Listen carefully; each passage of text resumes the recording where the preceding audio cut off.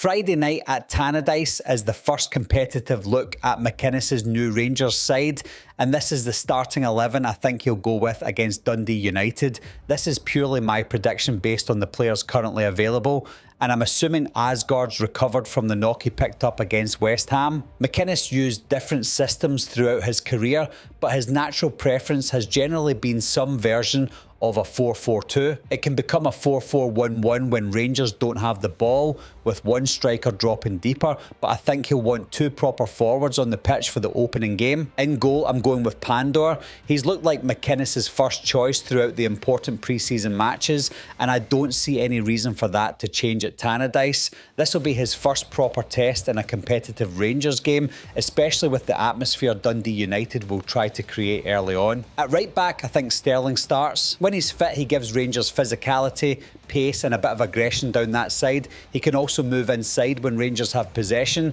which could allow the wide player ahead of him to take up more attacking positions. The main thing now is keeping him fit. The first centre-back will be Godfrey. He's got the experience and physical qualities McInnes usually wants through the middle of his backline. Rangers will need to deal with crosses, long balls and second balls at Tannadice, so Godfrey feels like someone McInnes will trust for this particular match. Alongside him, I'm predicting Fernandes. He's been given plenty of time with Godfrey during pre-season, and that suggests McInnes has been working towards this partnership. There may still be questions about the defence overall, but this looks like the pairing he's most likely to begin the league season with. At left back, I think it'll be Romans. He should offer Rangers width when the player ahead of him moves inside, and that'll be important if McInnes goes with a fairly narrow midfield. He'll need to choose the right moments to go forward though, because Dundee United will be looking for space behind the fullbacks. On the right side of midfield, I'm going with Curtis.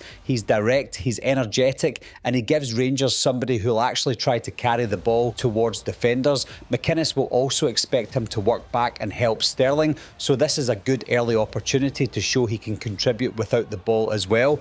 In central midfield, Devlin feels like one of the safest predictions in the entire team.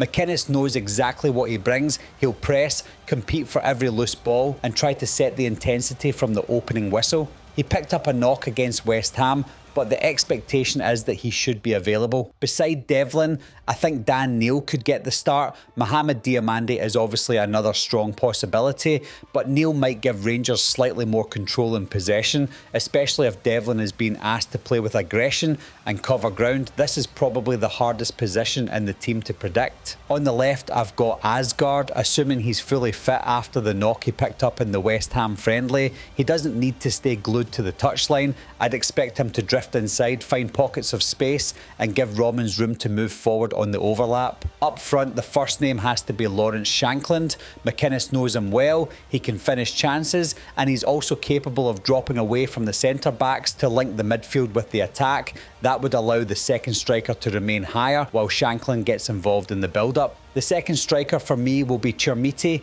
He gives Rangers a bigger physical presence through the middle and someone who can occupy the Dundee United centre-backs. Pairing him with Shankland also gives Rangers two different types of forward rather than leaving one striker isolated for most of the game. It's a fairly traditional McInnes team. There's physicality through the middle, players who'll compete for second balls, and two strikers who can cause different problems. I don't think the new boy Vanja Dragojevic will be quite ready for Friday, so I'll keep him out the starting 11. That's the 11 I think Derek McInnes will select at Tannadice, but let me know your own team in the comments. Would you start with two strikers, or would you sacrifice Chermiti and add another attacking midfielder behind Shankland? Let me know.